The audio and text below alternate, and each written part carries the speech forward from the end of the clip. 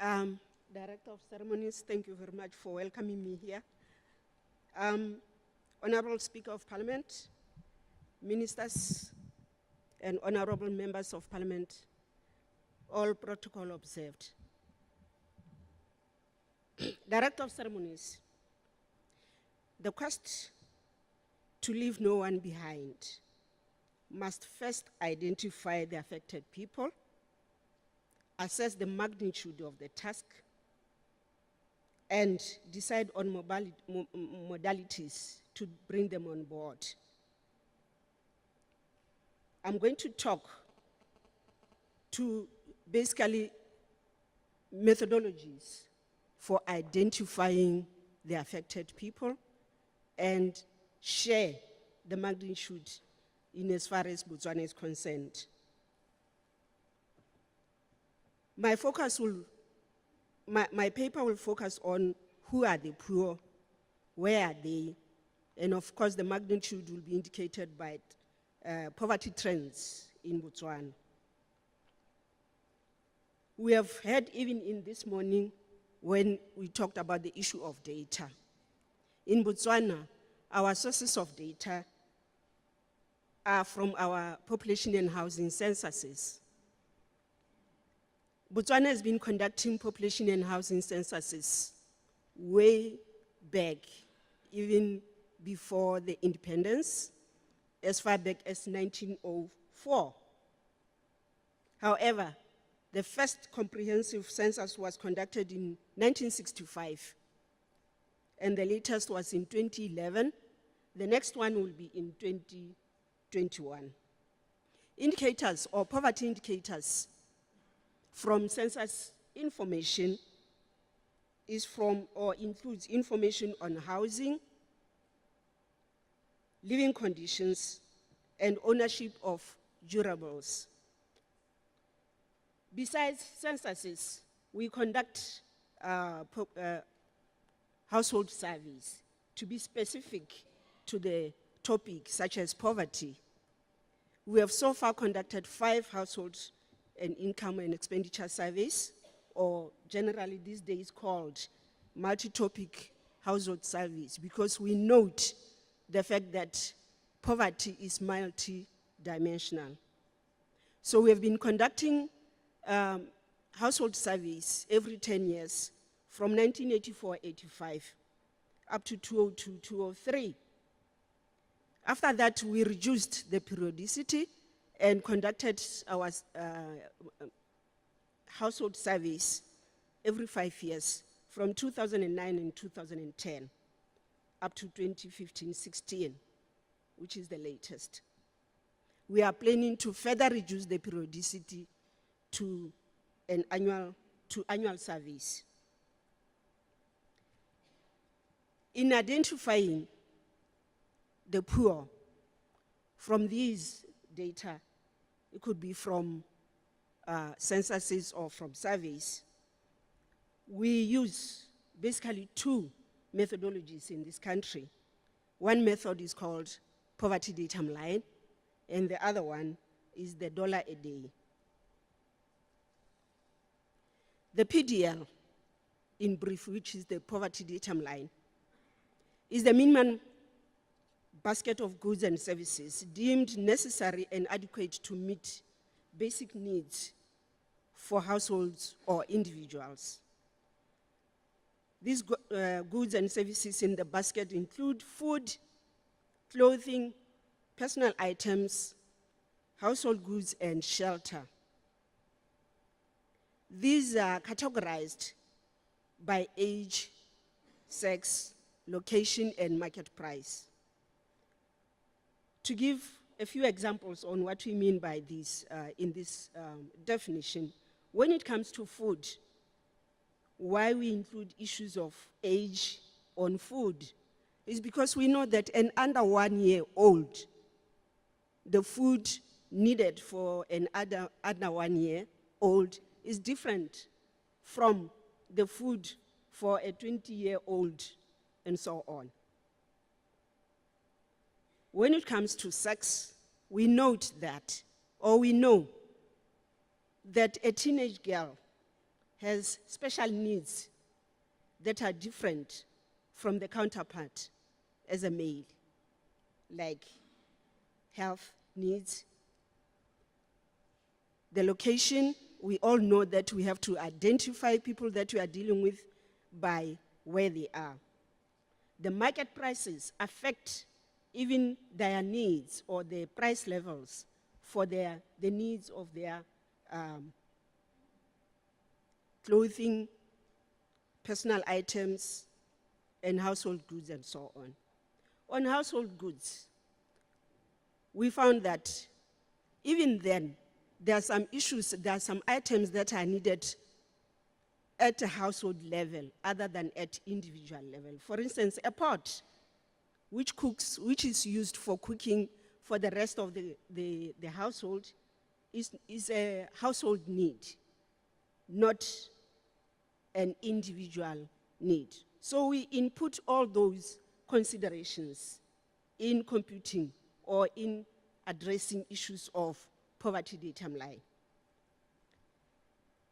When it comes to consumption, or to say the income, some people would say we should only look at income, but we know that the income is not that reliable. It can be overestimated or underestimated.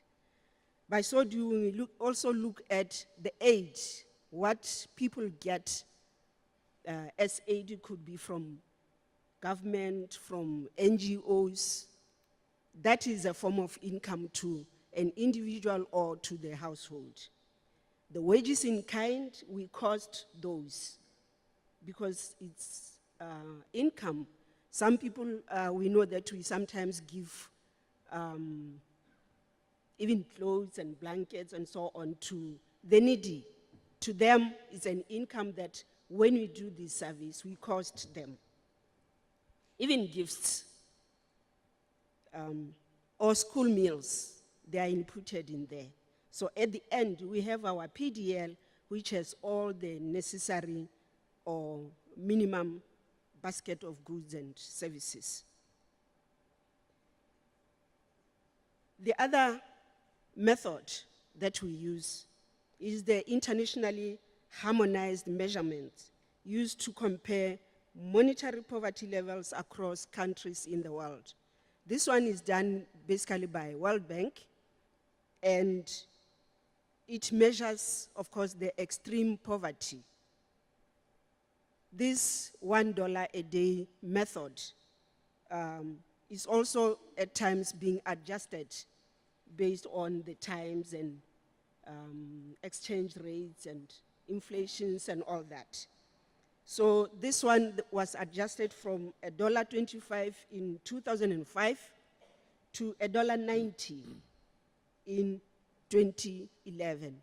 So when we say $1 a day, we are actually talking about $1.90 as the base income for comparing countries in the world.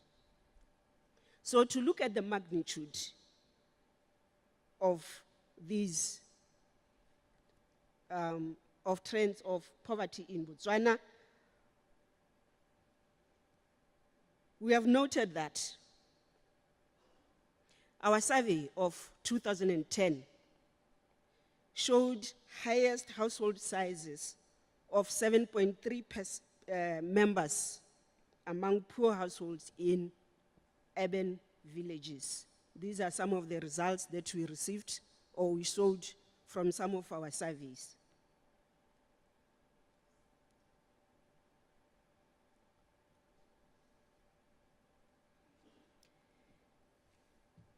We note that the national poverty incidence declined by more than 2/3, from 59% in 1985-86 when we started measuring poverty to 16.3% in 2015-16, our last survey. The rural areas declined, the rural areas poverty declined by more than half during the period. We know that There have been some improvements observed with reduction in poverty levels in most districts, say in about 12 districts. If you can see on this, the red lines are for the latest survey, which is 2015-16. The blue lines or the blue bars out there are for 2009-10. So where you see the blue line being smaller than the red lines, that's a reduction for that particular district. We note that Kweneng West, Kalahari South, and Khanti were most affected with levels more than the national level, so that the reduction out there, they actually have more poverty than in the previous periods. We know that in 2009-10, the hardest hit district was Ngamiland West and Kweneng West. Whereas in 2015-16, the hardest hit is Kweneng West. We note that females remain the most affected population or gender group on poverty.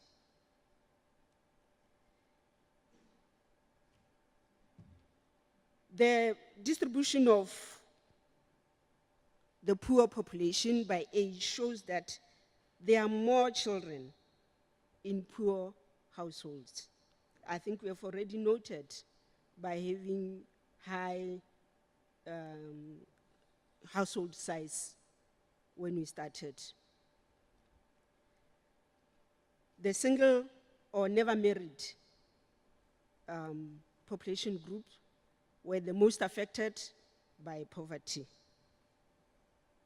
I'm running through this. The data show that government aid reduced national poverty incidence by about 8%, from 24.3% to 16.3%. That is, if there were no government aid, the national poverty rate will be at 24.3%. But with government aid, it stood at 16.3%. When it comes to people living below $1 a day, Botswana was ranked number 67 out of 127 developing countries and was number 3 in Africa. The $1 a day measure provides an incidence of extreme poverty, and population living below $1 a day reduced from 6.4 to 5.8 between 2009-10 and 2015-16. We note that there was an adjustment, by the World Bank adjustment, from $1.25 to 1.9 between the two periods. When you look at the occupations of the head of household amongst the poor, we note that occupation of head of household revealed that the majority of people living below $1 a day were mostly of elementary or unskilled labor.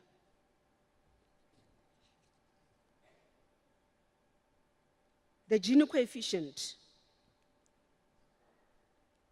of 2005-15-16 remained less than the one of 2002-2003 levels, with slight increases compared to the 2009-10. The Agenda 2030 commits nations to ending poverty in all forms by 2030. The reduction of poverty incidence from 23.4 in 2002-2003 to 6.4 in 2009-10 and 5.8 in 2016 indicates Botswana's commitment to the cause, including achievement of their Vision 2016 and Africa Agenda 2063. In summary, say, we note that the profile of persons living below $1 a day is that they have an average family size of 6 or more members, comprising mostly of children. Most of them were never married. They are mostly untrained, or they have untrained heads of house. They are predominantly persons employed in private sector, in cities and towns. They are mostly persons employed as cattle headers, security guards, petrol attendants, shop assistants, which is elementary occupations. There are persons engaged in subsistence agriculture in rural areas, of course.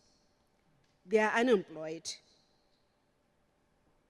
These are persons engaged in household duties, caring for the sick in urban villages and rural areas. The fight against poverty needs collective efforts, partnership, and the use of credible official statistics for informed decisions, targeted interventions, monitoring, and evaluation processes. Thank you, sir.